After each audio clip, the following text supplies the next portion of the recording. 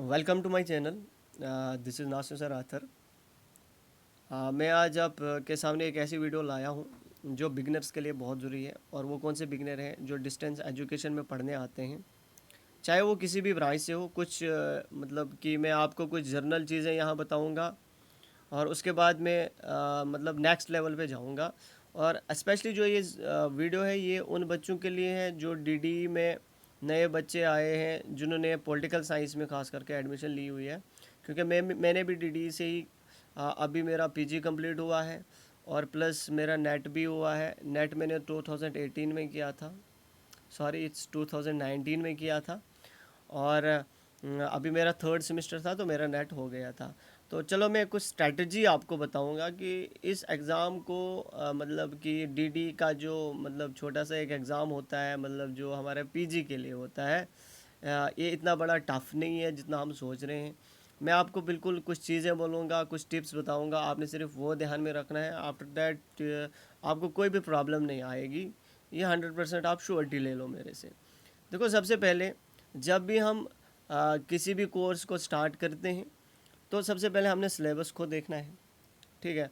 अब सिलेबस में हमारे पास जो पॉलिटिकल साइंस का सिलेबस है डीडी में, उसमें सिलेबस जो first semester and second semester, जो ये फर्स्ट एंड सेकंड सेमेस्टर का सिलेबस है ना, ये बहुत ही इम्पोर्टेंट सिलेबस है। क्योंकि मेजर पार्ट जो है इस सिलेबस से हमें नेट में भी पूछा गया है। मेजर पार्ट में बोल रहा हूँ। और ज़्यादातर मैं आपको ये बताऊंगा कि 101 जो है, मतलब कि जो हमारा फर्स्ट सेमेस्टर है, फर्स्ट सेमेस्टर में सबसे ज़्यादा जो वो चांसेस रहते हैं जो नेट के क्वेश्चन निकल के आते हैं वो इसी से आते हैं। अब आपको ये कन्फ्यूज़न नहीं लेनी है कि हमने क्या पढ़ना है क्या नहीं पढ़ना है, वो मैं अभी आपको बता दूंगा। तो सबसे पहले हमने we have to read the syllabus. Syllabus हमने देखना है। जैसे सेमेस्टर फर्स्ट में 101 जो हमारे पास है किसका, वेस्टर्न पॉलिटिकल थाट का। तो वेस्टर्न पॉलिटिकल थाट में भी मतलब कि बहुत सारे टॉपिक, इसमें 4 यूनिट हैं और 4 यूनिट के अलग अलग मतलब 4 सब यूनिट हैं। लेकिन याद रखना, इन जो सब यूनिट है ना, जैसे एक यूनिट है हमारे पास, उस यूनिट में हमारे पास कितने सब यूनिट है, 4 सब यूनिट। फाइनल एग्ज़ाम के लिए आप एक सब यूनिट छोड़ भी सकते हैं। ज़रूरी नहीं कि आप पूरे के पूरे 4 कर लो, नो, ऐसा कुछ नहीं है। मैंने आज तक किया है, अगर मैंने फर्स्ट सेमेस्टर से लेकर फोर्थ सेमेस्टर तक अगर किया है तो वो सिर्फ 3 सब यूनिट किए हैं फुली प्रिपेयर्ड होके।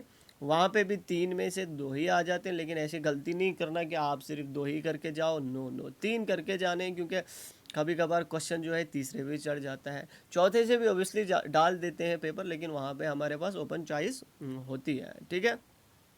तो ये फर्स्ट हुआ सिलेबस का। अब सिलेबस में जो आपको डिफ़िकल्ट टॉपिक्स लगेंगे जिनको आपकी समझ नहीं आती है, क्योंकि ड्यूरिंग पेपर हम हमारा दिमाग जो है वो कुछ अजीब सा मतलब बिहेव करता है, और हम भी कुछ अजीब से बुक्स के साथ बिहेव कर, हम उस वक्त क्या सोचते हैं कि छोटा छोटा कहीं से मिल जाए, पॉइंट्स में मिल जाए तो मज़ा आ जाएगा। तो इस डिफ़िकल्टी लेवल को, जो मैं आपको एक स्ट्रेटजी बता दूं, जो भी टॉपिक पढ़ोगे ना आप, यार उसको आप एज ए कहानी, मतलब कि कहानी की तरफ याद रखो। कोई भी टॉपिक हो यार, कोई भी डिफ़िकल्ट से डिफ़िकल्ट टॉपिक हो। या मैंने एक ऐसी सीरीज चलाऊंगा जिसमें मुझे भी लगा था कि ये वाले टॉपिक डिफ़िकल्ट थे पहले पहले, लेकिन बाद में मैंने उनको सॉर्ट आउट किया था। अब मैं आपके सिलेबस पे एक नज़र मारूंगा, तो जो जो डिफ़िकल्ट टॉपिक होगा तो मैं उनको पर्सनली तैयार करके मैं आपके सामने यूट्यूब पे ज़रूर लाऊंगा वीडियो। और मुझे ये भी बताना, जो ही आप स्टार्ट करोगे तो आप मुझे पर्सनल नंबर पे भी मुझे मैसेज कर सकते हो या कॉल कर सकते हो, what to do what not, I will tell you everything. अगर कोई डिफ़िकल्ट क्वेश्चन आपको आता है, मतलब कोई डिफ़िकल्ट टॉपिक आता है, आपको फंस जाता है, तो आई विल 100% हेल्प यू। मैं एक वीडियो बना के लाऊंगा जिससे आपको पूरी डिफ़िकल्टी लेवल ख़त्म हो जाएगा, और अकॉर्डिंग टू सिलेबस में एक वीडियो बनाऊंगा। ये नहीं कि टॉपिक कुछ और है फिर मैं आपको कुछ और पढ़ाऊंगा, ये कहाँ से कहाँ, बल्कि जब हम सिलेबस को देखते हैं तो अकॉर्डिंगली चलना पड़ता है। और डीडी का, जम्मू यूनिवर्सिटी का एक सही जो सबसे बेस्ट चीज़ है वो ये है कि जो भी पेपर आएगा वो आपको अकॉर्डिंग टू सिलेबस आएगा, सिलेबस से बाहर जाने की आपको ज़रूरत ही नहीं है, ठीक है। और एक चीज़, दूसरी चीज़, आपने सिलेबस जो है फर्स्ट सेकंड सेमेस्टर का और प्लस नेट का आपने साथ रखना है, और नेट के साथ आपको कंपैरिजन करना है। जो जो टॉपिक आपको फर्स्ट सेमेस्टर में, जो भी टॉपिक आपको फर्स्ट सेमेस्टर में एकेडमिक्स के लिए होगा, और यहाँ से जो नेट में टॉपिक होगा, जो नेट वाले टॉपिक है ना वो ज़्यादा वेटेज रखते हैं, उनको अच्छी तरीके से आप पढ़ो, और पढ़ो भी बड़ी बुक से, ना कि छोटी बुक से। हाँ, पेपर जब आपने देना है तो पेपर के लिए डीडी का मटेरियल सबसे बेस्ट है। मैं आपको सबको सजेस्ट करूंगा कि आप वही मटेरियल पढ़ो, उसके अलावा आप कोई भी मटेरियल नहीं पढ़ना, क्योंकि आप बहुत डिस्ट्रैक्ट हो जाओगे, ठीक है। डीडी का material is one of the best. मैंने भी अभी तक फोर्थ सेमेस्टर तक मैंने डीडी का मटेरियल पढ़ा, और डीडी के मटेरियल से भी मेरे अभी तक 70% परसेंटेज बन रही है, तो दैट इज़ एनफ और दैट इज़ गुड। आपने भी, अगर आपको अपनी परसेंटेज मेंटेन रखनी है, 65 to 70 बहुत अच्छी परसेंटेज होती है, और डीडी का मटेरियल पढ़ के और एग्ज़ाम के लिए जाओ। लेकिन नेट के लिए आपने जो है बहुत सारी बुक्स खरीदनी पड़ेंगी। बुक्स की मैं अलग से एक वीडियो लेके आऊँगा, मैं आपको पूरा बताऊँगा किस चीज़ के लिए कौन सी बुक और क्यों पढ़नी है, कैसे पढ़नी है, उसके लिए आप टेंशन बिल्कुल ना लो। तीसरी चीज़ है असाइनमेंट। जो आपके असाइनमेंट आते हैं, तो असाइनमेंट में भी हमें बहुत ज़्यादा मतलब परेशानी होती है, अब कैसे लिखें, अब इतने शीट है, वो करना है, ये करना है। भाई कुछ नहीं करना है, सुनो। जो मतलब जो हमारे पास अब शीट आएगी, जब आपको मटेरियल दिया जाएगा तो बीच में उसमें असाइनमेंट शीट रखी जाएगी, उस पर जो है डेडलाइन लिखी होगी कि मतलब फलानी डेट को आपने ये सबमिट करने हैं, तो आपने ये क्वेश्चन लिखने हैं। उसमें लॉन्ग आंसर होंगे, शॉर्ट आंसर होंगे, ठीक है। तो आपने जी मतलब 1000 मतलब वर्ड्स में लिखना है लॉन्ग आंसर, तो 500 वर्ड्स में आप सिर्फ एक चीज़ करो। मेरे कहने पे जो मैंने स्ट्रेटजी अपनाई वो एक चीज़ है, असाइनमेंट शीट लाओ, ठीक है, क्लासमेट के लाओ या किसी के भी लाओ जो आपको सही लगे, लेकिन वो वाले असाइनमेंट शीट लाने हैं। एक साइड से क्या होने चाहिए, एक साइड से जिसमें मतलब जो ये वाली लाइनें होती है, तो एक साइड से वाइट, मतलब कि ये रूलर शीट लानी है, ठीक है। तो उसके बाद आपने क्या करना है, रोलर नहीं, एक साइड से मतलब ये वाली लाइंस वाली, एक साइड से वाइट वाली प्रैक्टिकल शीट जो हमारे पास होती है वो वाली लानी है आपने। आपने हर एक असाइनमेंट 20 शीट्स लगानी है। वो कैसे लगानी है मैं आपको सिंपल सा फंडा बताऊंगा, कैसे लगानी है 20 शीट्स वो मैं आपको बताऊंगा।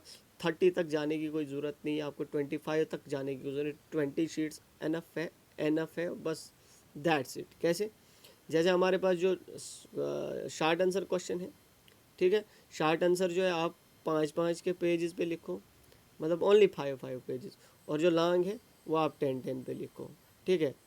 मतलब कि 10 पेजेस पे आप लॉन्ग आंसर लिखो, और शार्ट आंसर जो आप 5 पेजेस पे लिखो। तो आप अकॉर्डिंगली इसको करो। आपके मतलब हार्डली जो आपके टोटल जो हमारे पास 20 पेजेस बनने चाहिए।